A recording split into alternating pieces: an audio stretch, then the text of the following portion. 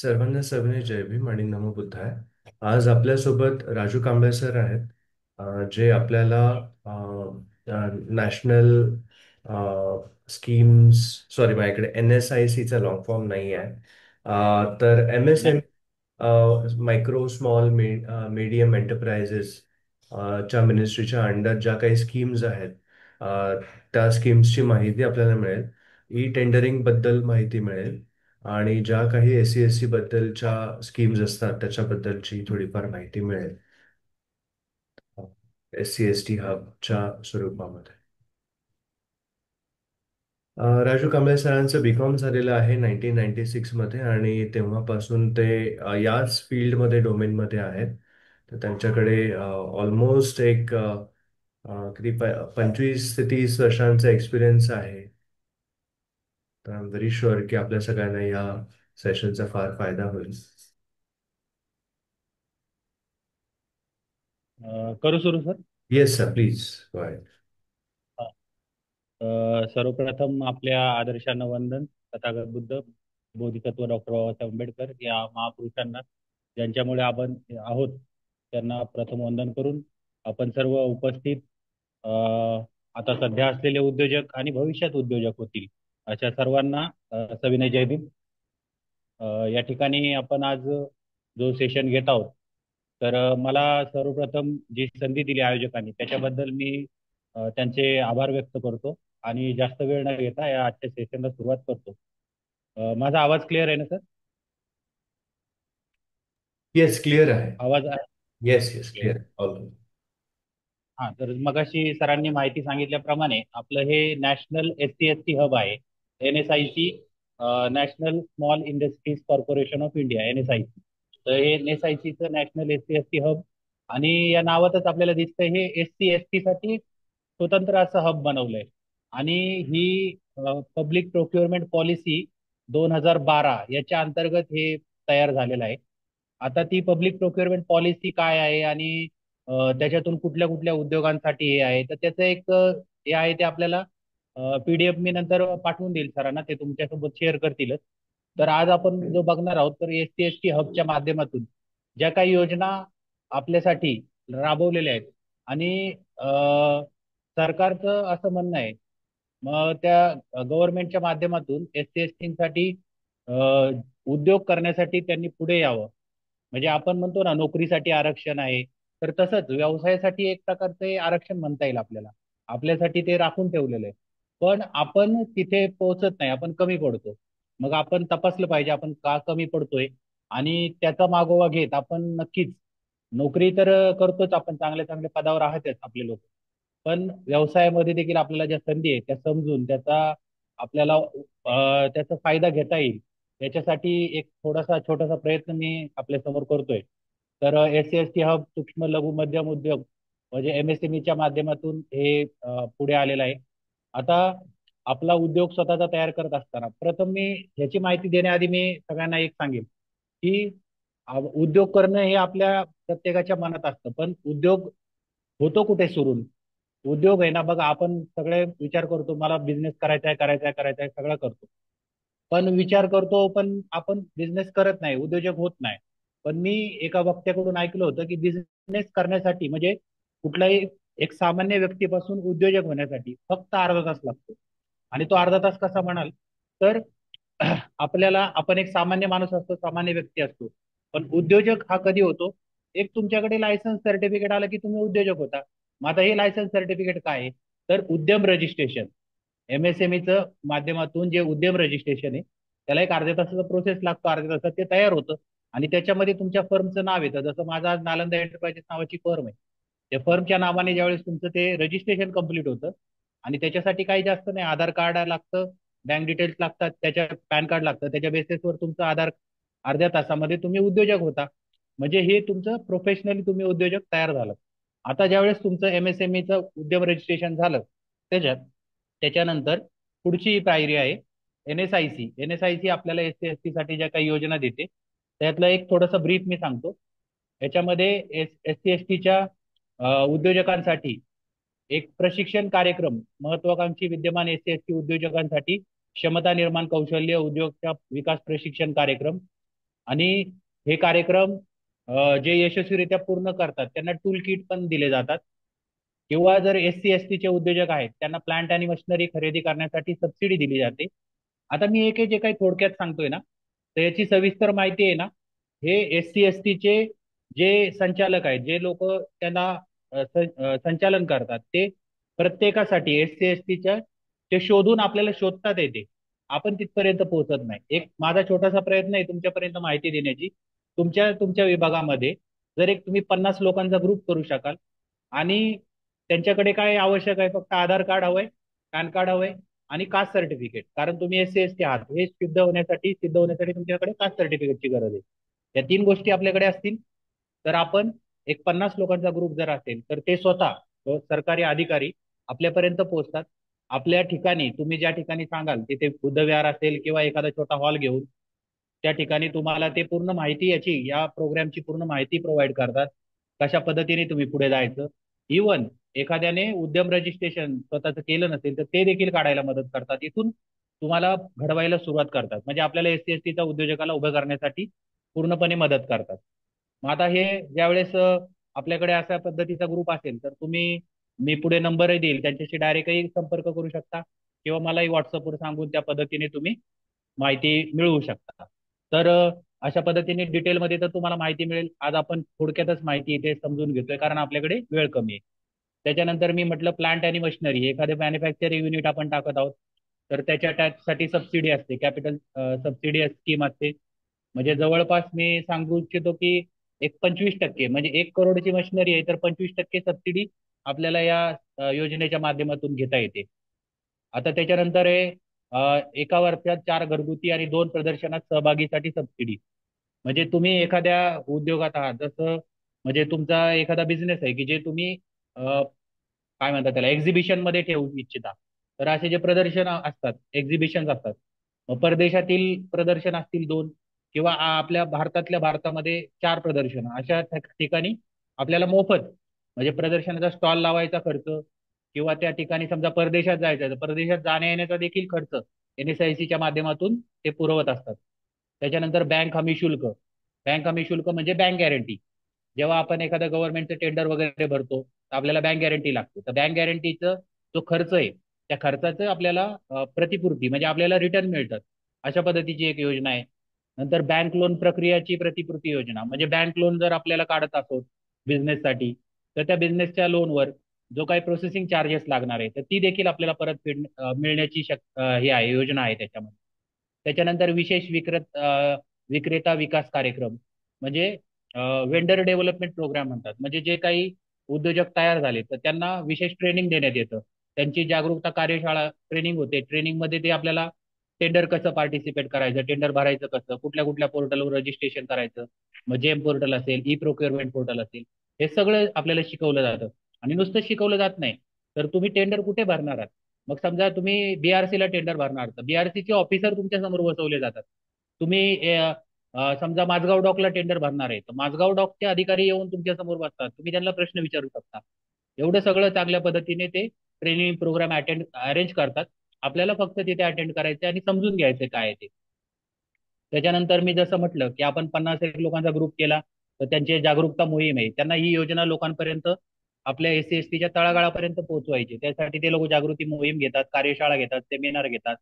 वेगवेगळे जसा हा विशेष विक्रेता विकास कार्यक्रम आहे ते आहे, कौशल्य विकास कार्यक्रम, प्रदर्शनं, हे सगळे पूर्ण राज्यभर आणि पूर्ण देशभर हे असे प्रोग्राम सारखे त्यांच्या माध्यमातून होत असतात. आणि त्याच्याबरोबर MSME बरोबर त्यांची जी माहिती आहे ती सर्व एक डेटा डेटा तयार होतो. मग MSME बँक म्हणतात त्याला.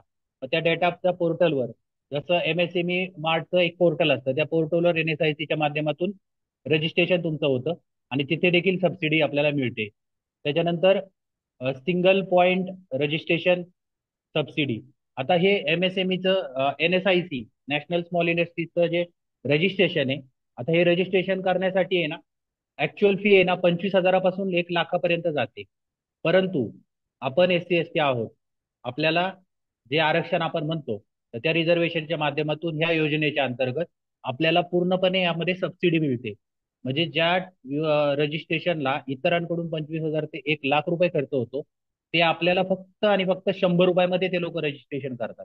100 रुपये आणि जीएसटी 18 रुपये, 118 रुपयामध्ये आपलं रजिस्ट्रेशन या ठिकाणी NSIC चं होतं. त्याचे काही डॉक्युमेंट लागतात ते तुम्हाला माहिती मिळून जाईल पूर्ण.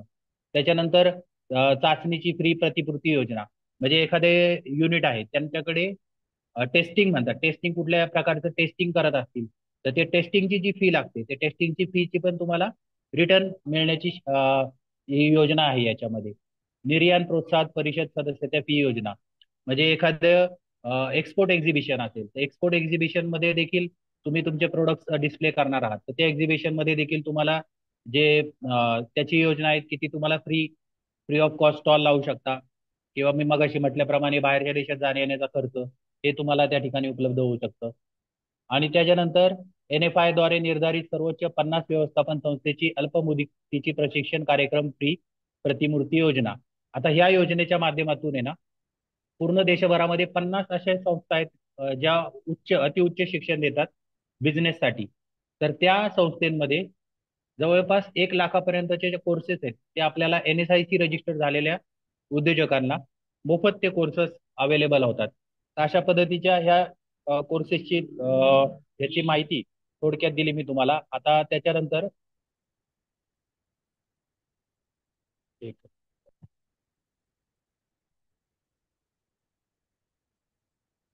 हा आता हे परत त्याच पद्धतीचं आहे.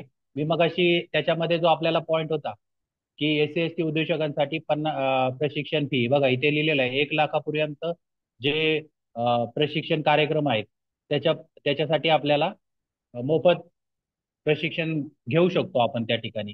त्याच्यानंतर बँक लोन प्रक्रिया शुल्क, जे बँकेचं लोनची जी प्रोसेसिंग फी आहे ती पण 1 लाखापर्यंतची माफ होऊ शकते. त्याच्यानंतर सरकारी निविदामध्ये बँक हमी लागते, बँक गॅरंटीचं या ठिकाणी दिलेलं आहे. आणि हे एक्झिबिशनचं त्याच्यासाठी देखील आपल्याला 20,000 मर्यादेपर्यंत खर्च आपल्याला त्या ठिकाणी दिला जातो. चाचणी शुल्क 1 लाखापर्यंत जे टेस्टिंगसाठी जो खर्च आहे तो दिला जातो. आणि आपलं B2B पोर्टल, MSME पार्ट आहे, ते B2B पोर्टलचं पहिल्या वर्षाची सदस्यता आपल्याला अगदी कमी खर्चामध्ये या ठिकाणी मिळते, अगदी 100% सबसिडी त्यांनी सांगितलेली आहे या ठिकाणी.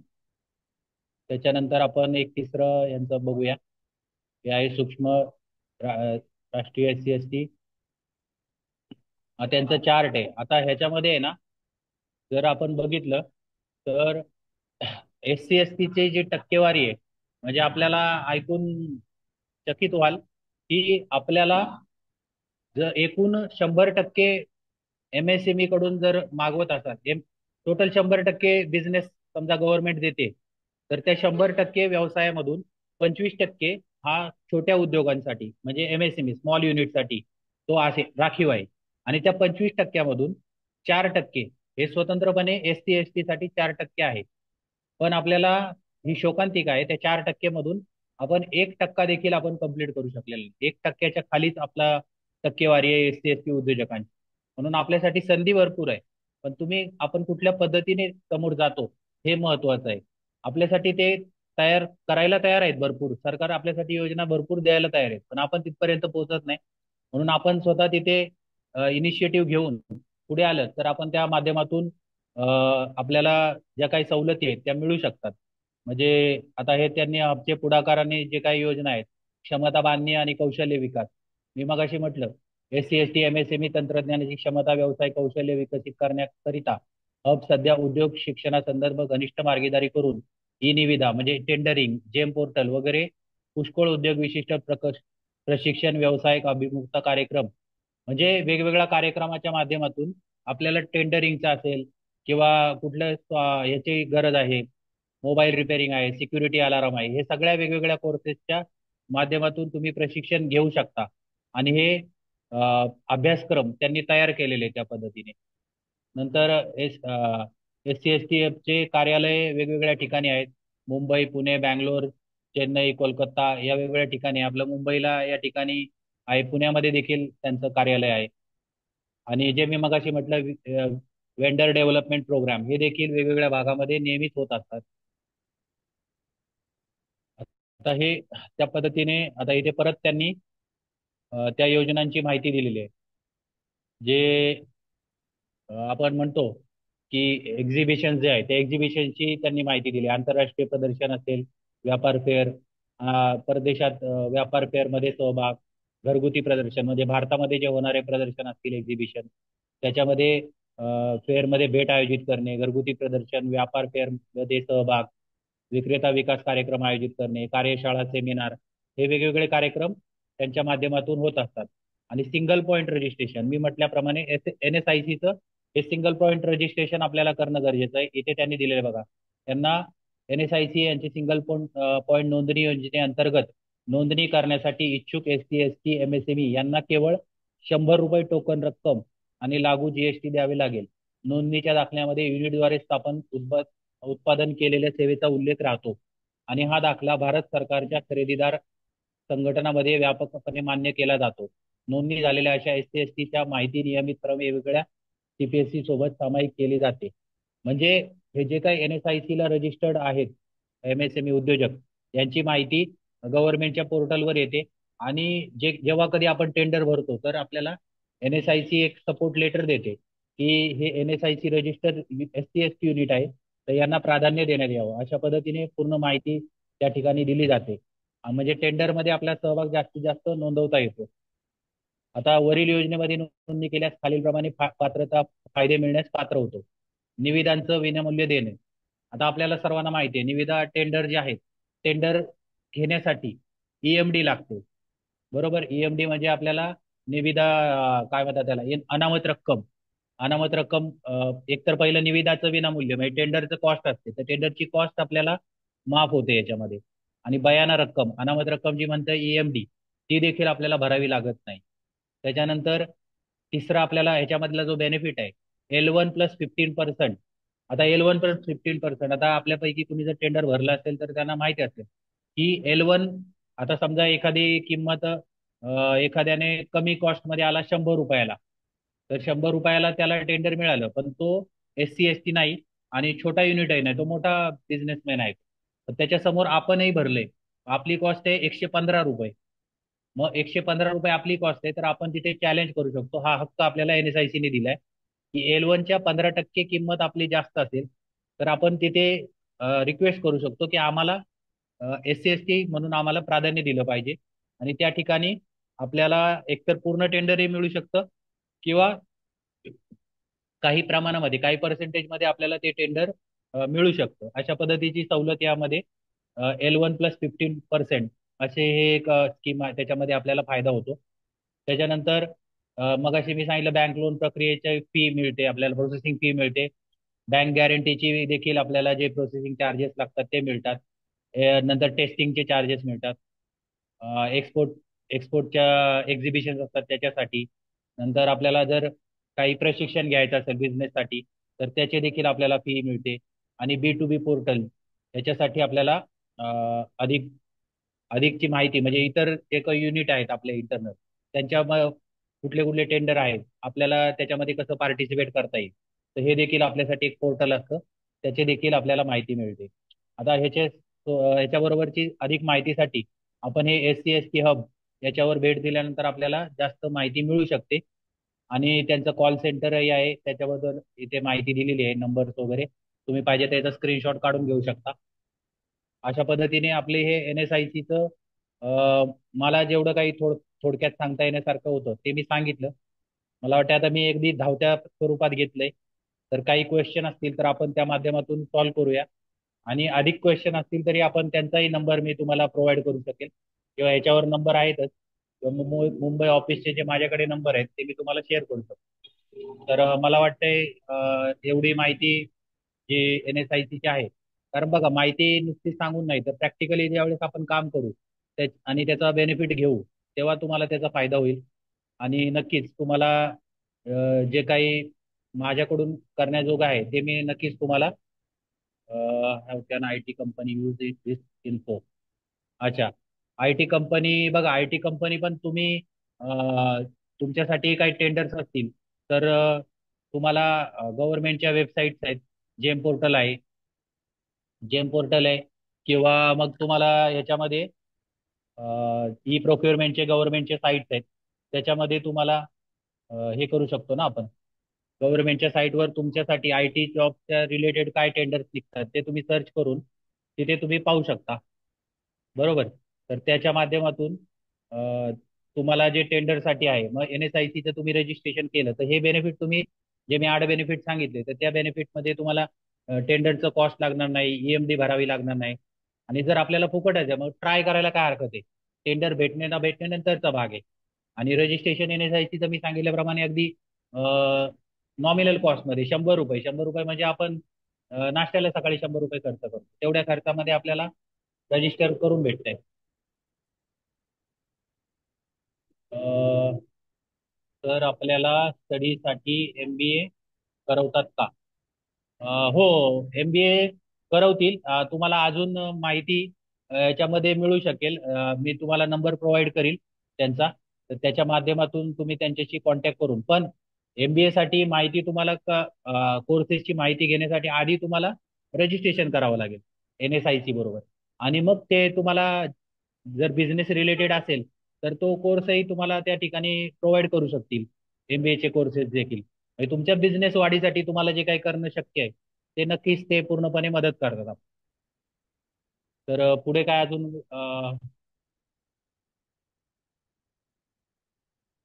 Please explain list of business falls under small and medium category. Okay. हां, त्याचं एक मी, हा लिस्ट पण देतो. आणि प्रोडक्टसाठी असतात, सर्व्हिसेससाठी पण असतात का? हो, सर्व्हिसेसचे पण टेंडर असतात. सर्व्हिसेस म्हणजे समजा हाऊसकीपिंग सर्व्हिसेस आहे, गार्डनिंग सर्व्हिसेस आहे, आणि आणखी काही सर्व्हिसेस प्रोव्हाइड करू शकतात. त्याच्यामध्ये सर्व्हिसेसचे पण टेंडर्स असतात भरपूर भरपूर प्रमाणात. अगदी छोट्या छोट्या स्टेशनरी पासून तर सगळ्या गोष्टीचे टेंडर निघत असतात. एक कॅटेगरी एक मी तुम्हाला दाखवतो थांबा. लिस्ट आहे आपल्याकडे.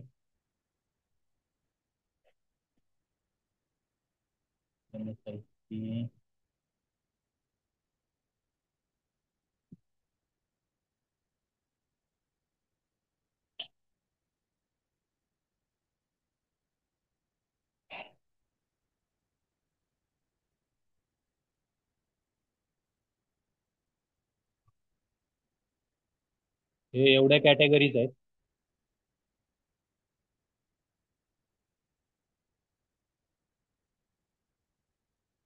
मी एक PDF, हॅलो प्रशांत सर, ही PDF याच्यावरती जाईल काय? हॅलो सर, मी प्रशांत मला सर. पाठवा, आपण नंतर आपल्या वेबसाईटवरती ती PDF पण देऊ. आणि हा, हे जे YouTube व्हिडिओ आपण अपलोड करू ते पण असेल तिथे. हा. तर हे वेगवेगळ्या सर्व्हिसेस आहेत. तर हे बिझनेस म्हणजे काय प्रोडक्ट्स असतील, काही सर्व्हिसेस, सगळ्याची माहिती हे प्रोक्युरमेंट पॉलिसी 2012 ची आहे. तर याच्यामध्ये हे सगळे प्रोडक्ट, अगदी बॅटरी चार्जर असेल, बॅटरी एलिमिनेटर, हे सगळे छोटे छोटे प्रोडक्ट आहेत. नट नट बोल्ट्स आहेत,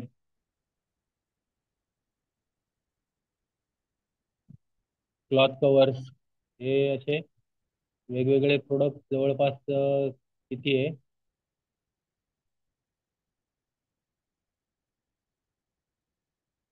350, 351, हां 358 आहे total.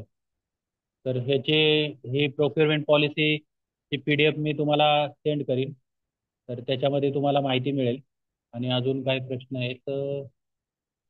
I join the meeting for the first time, I would like to know about business development loan, I am willing to start a firm. हां बघा, हे सरांनी प्रश्न विचारला आहे, छान. तर बघा, मी मगाशी म्हटलं ना, आता सरांनी लिहिले I am willing to start a firm. छान आहे.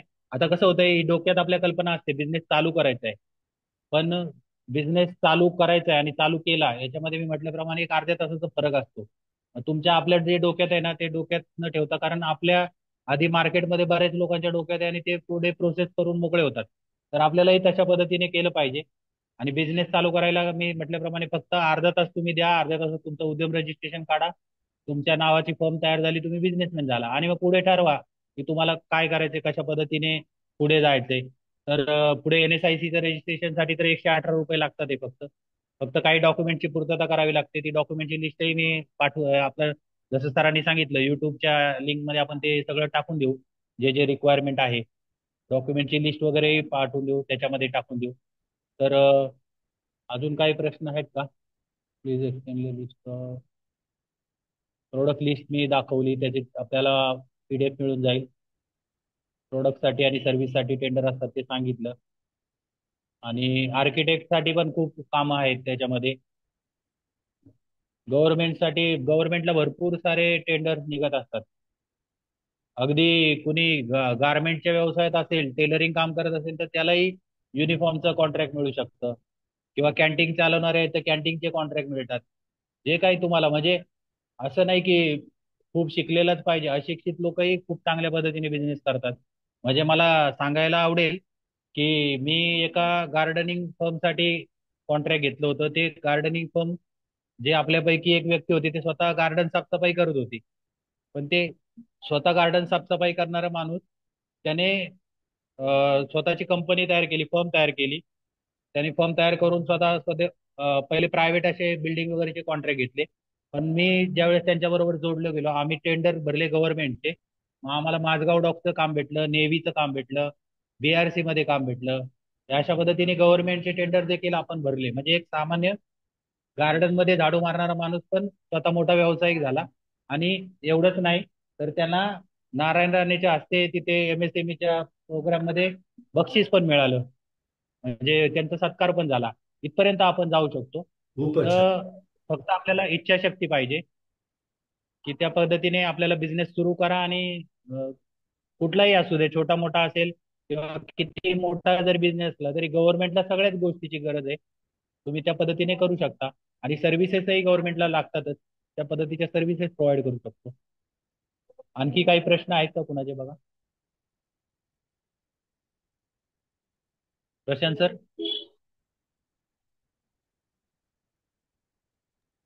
सर, ही मीटिंग आता एक 2-4 मिनिटामध्ये संपेल. तर चालेल ना, मग काही आपण माहिती आहे मोस्टली आपल्याला तर मी. सांगण्यासारखी, जी आपण रेकॉर्ड करू शकू? काही वेबसाईट अ, माहित महत्वाच्या ज्या लोकांनी बघितल्या पाहिजेत? तर आता ते मी स्क्रीन शेअर तर केली होती, त्याच्यामध्ये ते वेबसाईटचे त्यांच्या माहिती होतीच की अच्छा. बर. NSICSHub.in. त्या वेबसाईटवर आणखी इन्फॉर्मेशन मिळेल. बर. आणि टेंडर भरण्यासाठी किंवा कशा कशाचे टेंडर अवेलेबल आहेत आणि काय काय भरता येऊ शकतील, त्याच्यासाठी हा. कोणती वेबसाईट आहे का? अ, हा, ते टेंडरची वेबसाईट म्हणजे जेम पोर्टल आहे. दा- त्याच्यामध्ये जेम पोर्टल आहे. eprocurement.government.in आहे. दाखवता येईल का इथे? दाखवतो ना, एकच मिनिट.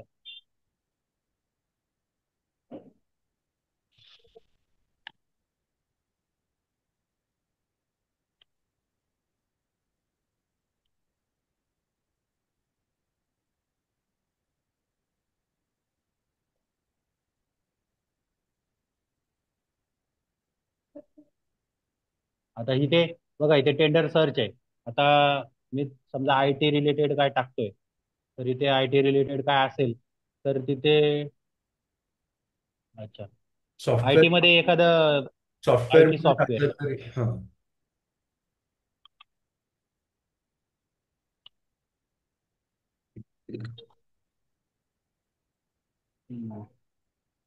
फक्त सॉफ्टवेअर टाकलं तर येऊ शकेल कदाचित.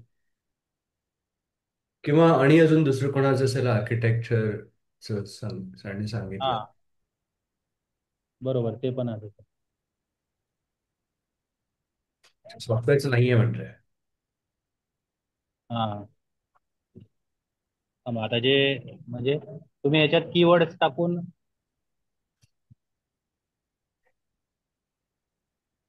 आता हे कीवर्ड्स टाकले की इथे, आता हे हाऊसकीपिंग टाकले मी. आता हे BRC मध्ये आहे बघा, Mahatma Gandhi institute medical science मध्ये आहे. तर असं हे कीवर्ड टाकून ही एक वेबसाईट आहे. त्याच्यानंतर आणखी तुमची e tender, e tender Maharashtra, e tender आहे.